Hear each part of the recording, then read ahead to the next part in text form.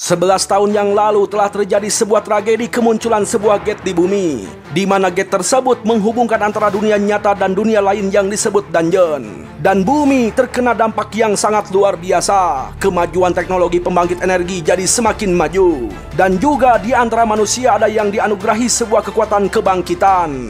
Seorang pemuda yang bernama Jinwoo telah menerima kebangkitan pertama, dan dia mulai mencari nafkah menjadi seorang hunter peringkat E untuk membiayai adiknya sekolah serta pengobatan sang ibu yang tak kunjung sembuh. Ironisnya, Jinwoo malah terjebak di sebuah kuil di dalam dungeon, bahkan dibunuh oleh para penghuni dungeon dengan cara yang tragis. Namun beruntungnya berkat kejadian tersebut, Jinwoo hidup kembali, dan hal tersebut dikenal sebagai kebangkitan kedua. Semenjak itulah, sistem mulai membimbing Jinwoo menuju kekuatan sejatinya. Hingga kini Jinwoo menjadi hunter terkuat. Terlihat sendirian, namun sebenarnya Jinwoo memiliki ribuan pasukan. Ya, inilah Solo Leveling Season 2.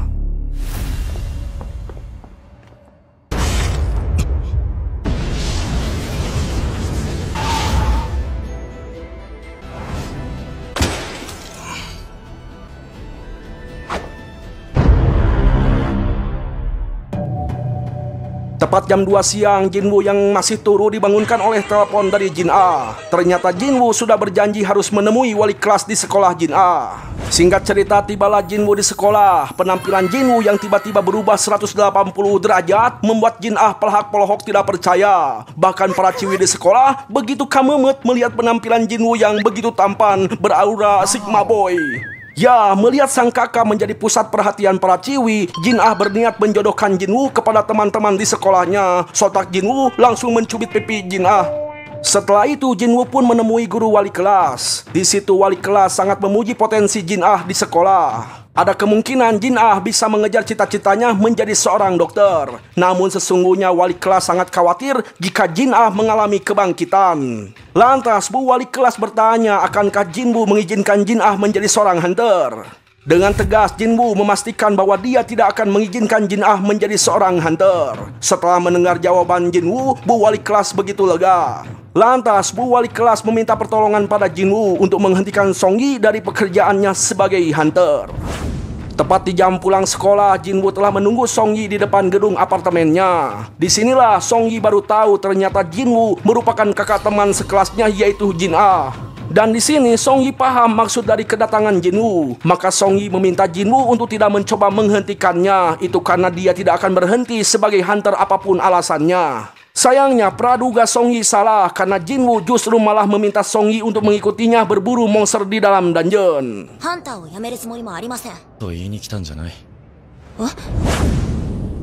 Sementara itu di bandara terlihat Jin Chul tengah menjemput kedatangan hunter Huang Dongsu yang baru pulang dari Los Angeles karena terjadi kebakaran di sana.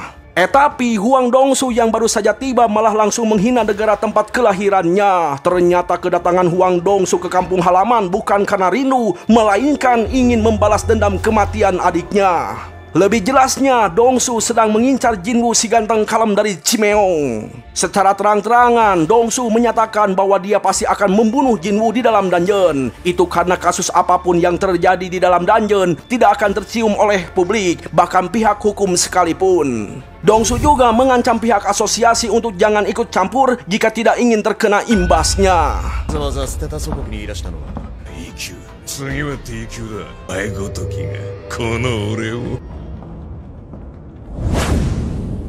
Sementara itu di kantor pusat Serikat Hunter, terlihat Gunhei dan Choi yang baru pulang setelah investigasi di Pulau Jeju tengah mendiskusikan soal penemuan bangkai monster semut di tengah laut. Pertanda tersebut mengartikan bahwa para monster semut mulai berevolusi, alias jadi memiliki sayap dan berusaha terbang keluar dari Pulau Jeju. Dengan kata lain, lambat laun kota Seoul akan terancam bahaya.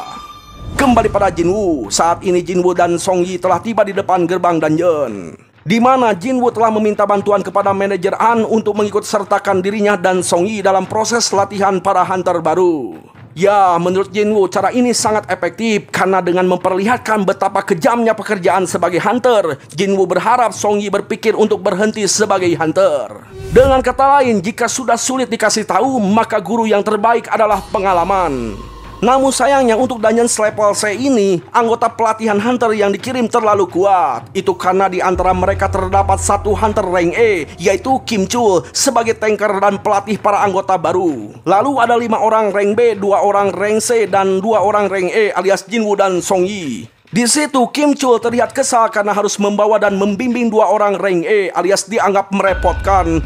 Dia belum tahu loh. Tenang bang, masih awal bang. Ya lanjut. Lalu setelah semuanya siap, mereka pun memasuki dungeon. Namun sebelum itu Hyun meminta Jinwoo untuk menjadi penonton saja. Itu karena dia yakin bahwa Jinwoo bukanlah orang biasa meski masih peringkat E. Nah, setelah memasuki dungeon, entah mengapa Jinwoo merasakan firasat yang buruk. Lalu tiba-tiba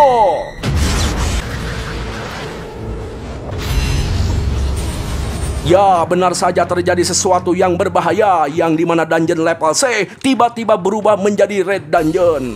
Untung saja Jinwoo masih sempat nongol sedikit meminta manajer An untuk mengabarkan pada pihak pusat asosiasi hunter. Setelah itu semuanya terhisap masuk ke dalam sebuah dunia lain, berupa pegunungan bersalju yang sangat luas, layaknya seperti di bumi. Kim Chul yang merupakan seorang senior memberitahukan pada semuanya bahwa mereka telah berada di dalam Red Dungeon. Red Dungeon merupakan dungeon yang berbeda pada biasanya, yang pastinya Red Dungeon merupakan dungeon spesial yang dihuni para monster kuat. Sialnya, Red Dungeon akan memutuskan seluruh koneksi dengan dunia luar. Bahkan orang-orang yang berada di luar dungeon ini tidak dapat masuk. Maka cara satu-satunya jika ingin selamat dan bisa kembali ke bumi, harus mengalahkan bos dungeon ini. Lalu tiba-tiba 2 anak panah melesat hingga membunuh salah satu anggota mereka. Beruntungnya Jinwoo berhasil menangkap panah yang mengarah pada Song Yi. Ya, ternyata anak panah itu berasal dari serangan para monster LS yang berada di pohon jambu. Kemunculan monster tersebut membuat Song Yi sangat terkejut dan membuat Jinwoo menyadari kekurangannya. Seandainya hal itu terjadi 2 bulan yang lalu, sudah dipastikan Jinwoo akan mati. Tapi saat ini Jinwoo sudah berbeda alias sudah bertambah kuat. Masalahnya, monster LS merupakan monster yang memiliki akal dan mereka selalu mengincar orang yang lemah. Ya, karena kebengisan dan keeblegannya, monster LS dijuluki sebagai iblis putih. Nah, karena kejadian tersebut, Kim Chul tiba-tiba menyatakan bahwa dirinya tidak sanggup memimpin semuanya. Makanya Kim Chul membagi mereka menjadi 2 kelompok. Dan gobloknya, Kim Chul hanya memilih rank C ke atas yang menjadi kelompoknya. Namun ada salah satu anggota rank B bernama Park Hae-jin memilih berkelompok bersama Jinwoo. Ternyata dia sadar bahwa Jinwoo bukanlah rank E biasa. Itu karena sebelumnya Jinwoo begitu gercep menangkap serangan anak panah yang datang. Sedangkan Kim Chul tidak menyadari serangan panah tersebut. Dan tirilnya, kepergian Park Hae-jin memilih bergabung dengan Jinwoo malah dikira Kim Chul sebagai rasa iba terhadap orang-orang lemah. Bahkan Kim Chul menyebut Hae-jin orang yang naif alias bodoh. Dia belum tahu. Tenang bang, masih awal. Iya, lanjut. Singkat cerita, ketika di tengah perjalanan, Kim Chul memberitahu kelompoknya bahwa Jinwoo akan membuat semua anggotanya meninggoy. Itu karena hutan adalah area beruang es. Salah satu anggota kelompok berpendapat bahwa kelompok Jinwoo tidak mendapatkan pendidikan yang pantas alias SDM yang rendah. Namun Kim Chul di sini merasakan ada yang janggal. Kenapa bisa Jinwoo yang merupakan rank E dipercaya untuk memimpin, padahal salah satu anggotanya ada yang berperingkat B. Lalu tak lama kemudian tiba-tiba muncul seekor beruang. Sontak Kim Chul menunjukkan kehebatan tameng saktinya.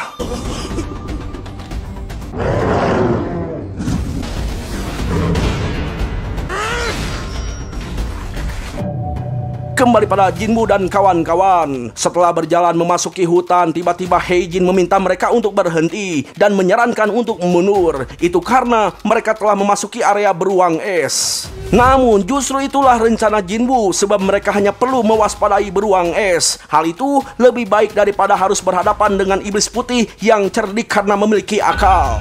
Ya, penjelasan Jinwoo sangatlah masuk akal. Bahkan keputusan Jinwoo itu dianggap sangat bijak oleh Hae-jin. Berhubung udara di dalam hutan sangat dingin, Jinwoo memberikan masing-masing sebuah jaket bulu munding untuk menghangatkan tubuh mereka. Melihat Jinwoo menggunakan sihir ruang yang bisa menyimpan banyak barang, membuat semuanya terkejut dan penasaran siapakah Jinwoo sebenarnya. Karena yang mereka tahu, yang memiliki sihir ruang hanyalah peringkat tinggi. Ya, dengan ekspresi yang dingin tapi kejam, Jinwoo meminta mereka semua untuk tidak banyak bertanya. Dan Jinwoo berjanji akan membawa mereka semua keluar dari dungeon dalam keadaan selamat. Terutama untuk Songyi yang sudah menjadi tanggung jawab Jinwoo. Lalu tak lama kemudian muncul beberapa beruang es. Sontak Jinwoo langsung merubah mode statusnya menjadi mode bertarung dan...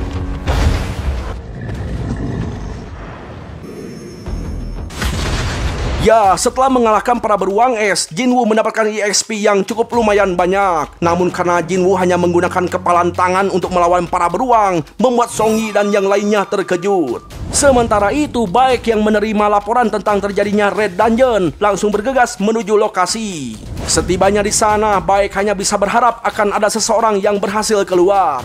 Lalu di situ manajer An memberitahu bahwa yang memasuki Red Dungeon itu bukan hanya unit penyerang dari guild saja, ada juga para hunter rank E. Salah satunya Sung Jingwoo yang telah lama dipantau oleh manajer An sebagai hunter yang telah mengalami kebangkitan kedua. Tak lama kemudian Dongsu telah tiba di sana. Hal itu membuat Baek penasaran mengapa seseorang yang telah kabur ke Amrik malah muncul kembali di wilayah kekuasaan Baek. Lalu ketika Dongsu membicarakan soal Jinwoo, Baek jadi makin penasaran mengapa begitu banyak perhatian kepada sosok Jinwoo. Ya, di situ Dongsu merasa kecewa karena tidak bisa masuk ke dalam dungeon dan mengira bahwa Jinwoo pasti akan mati di dalam Red Dungeon. Meski hal itu yang dia inginkan, namun Dongsu sangat kecewa karena dia tidak bisa membunuh Jinwoo dengan tangannya sendiri.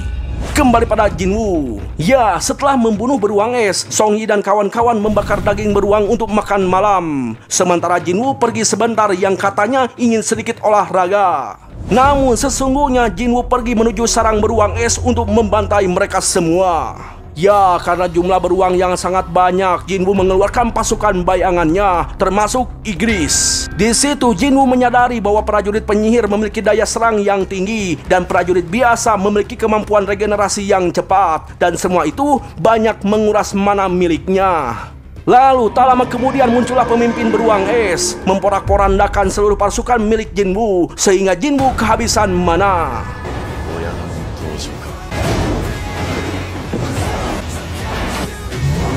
Nah, untuk menguji sejauh mana kekuatan Igris, Jinwoo memerintahkan Igris untuk membunuh sang pemimpin beruang es.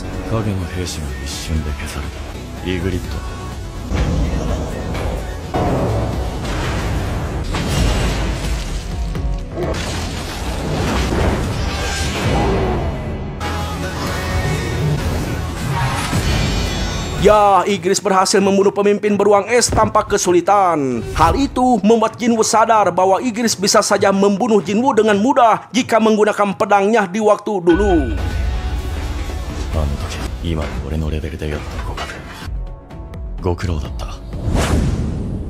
Sementara itu, di sisi lain, Kim Chul tidak menyangka akan berhadapan dengan para iblis putih. Hal itu membuat dirinya putus asa karena tidak berhasil menyelamatkan anggotanya. Justru yang ada seluruh anggotanya telah meninggoy. Dan Kim Chul pasti tidak akan mendapatkan promosi dari Guild Harimau Putih. Namun meski begitu, Kim Chul tidak mau mati di sini dan berusaha untuk kabur.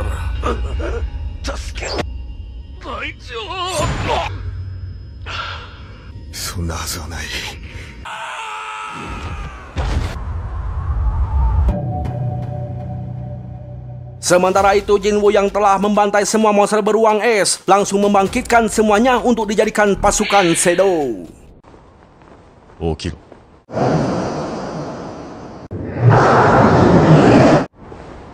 Yosh. Di sisi lain, lebih tepatnya di depan gerbang Red Dungeon, Baek dan yang lainnya masih menunggu selama 3 jam. Dengan kata lain, Jinwoo dan kawan-kawan telah tinggal di dalam dungeon selama 3 hari.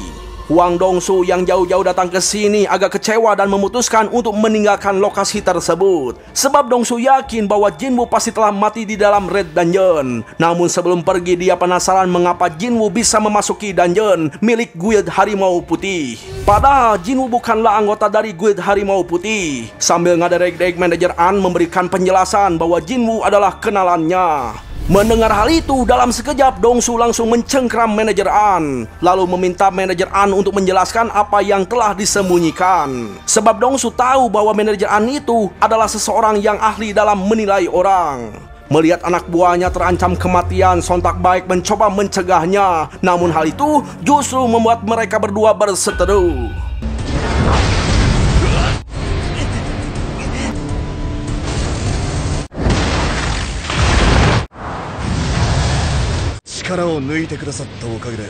Ya, sungguh luar biasa pertarungan Hunter Rank S. Bila tidak dicegah, sudah pasti akan menghancurkan satu kota dalam sekejap. Untungnya Jinchul menghentikan mereka berdua. Dan hal yang bikin terkejut, Jinchul yang merupakan Rank E berhasil menahan serangan dari dua Hunter Rank S. Setelah itu Jinchul langsung memberitahu bahwa Jinwoo hanyalah Rank E, karena Jinchul sebelumnya sudah memastikan alias telah mengukur kemampuan Jinwoo 2 bulan yang lalu. Jinchul kembali menegaskan bahwa kematian adiknya Dongsu merupakan ajab alias gugur dalam pertarungan di dalam dungeon. Ya, hal itu tetap tidak bisa meyakinkan Dongsu, yang ada malah dia menuduh Yojin sebagai pembunuh adiknya. Dan setelah itu Dongsu tetap akan mengincar Jinwoo demi mencari alasan untuk membunuh orang. Lalu ketika ada WA masuk, Dongsu meninggalkan lokasi tersebut.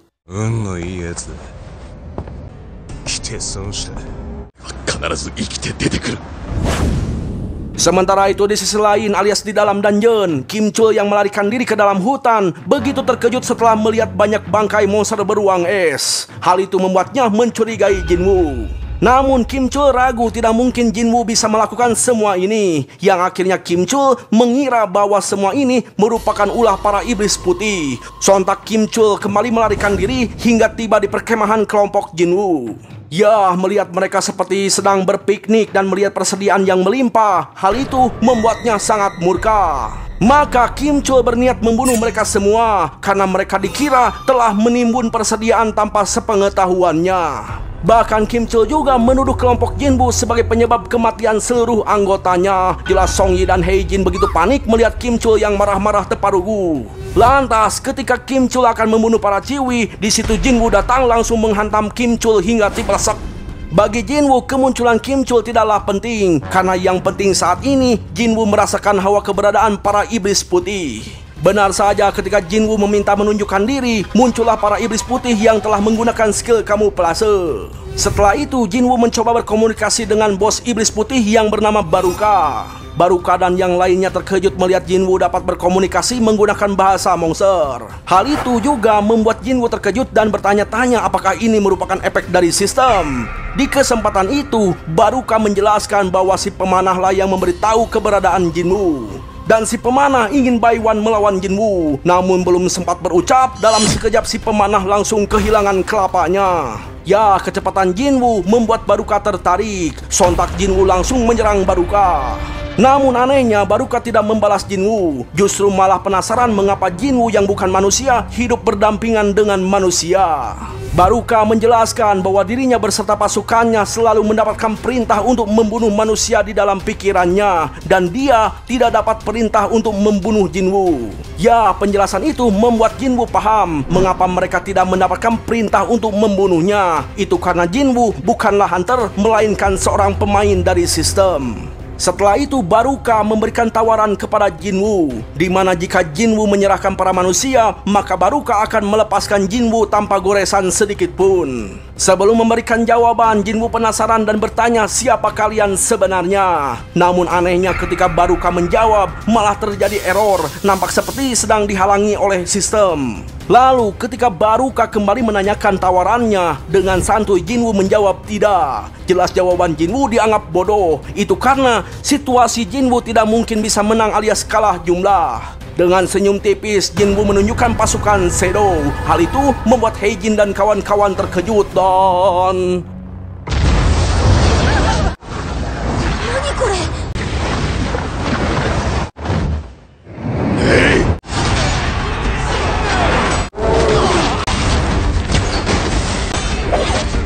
Ya, di tengah peperangan, Jinwoo si ganteng kalam dari Chimeong masih sempat menyelamatkan Song Yi dan teman-teman yang menjadi target para pemanah.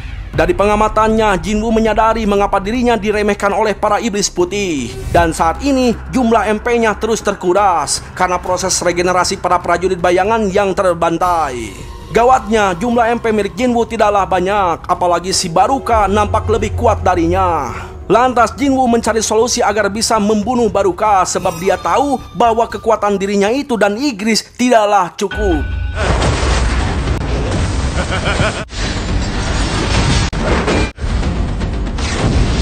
Ya, kelincahan dan kekuatan Jinwoo membuat Baruka bersemangat. Di situ Jinwoo mencoba mengulur waktu dengan serangan prajurit sihir. Ledakan dari serangan sihir tersebut membuat Kim Chul terbangun dari pingsannya. Dan gobloknya si Kim Chul bukannya membantu malah ingin membunuh Jinwoo. Dan di saat bersamaan Baruka kembali menyerang Jinwoo. Dengan kata lain saat ini Jinwoo akan diserang dari dua arah.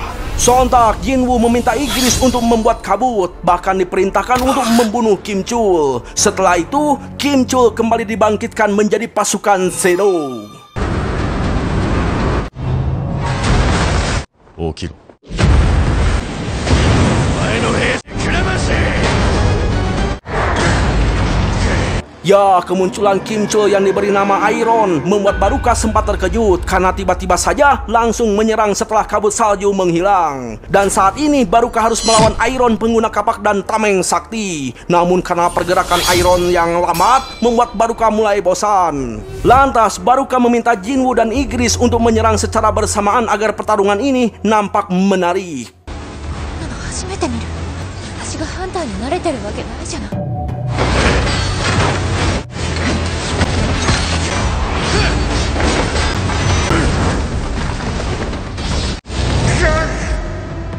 Ya, sungguh edannya serangan kombinasi dari Jinwoo dapat melukai Baruka. Namun Baruka berhasil menghindar dari serangan fatal.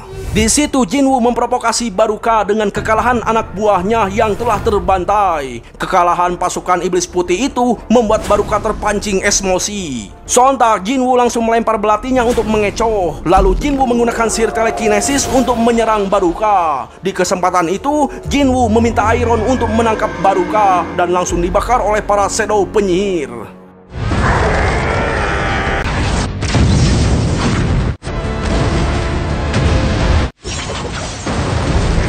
Ya, lagi-lagi Baruka berhasil bertahan. Namun dalam sekejap Jinwoo menojos Baruka. Karena masih belum cukup, Jinwoo memanggil satu pasukan bayangannya untuk menjadikan Baruka geprek.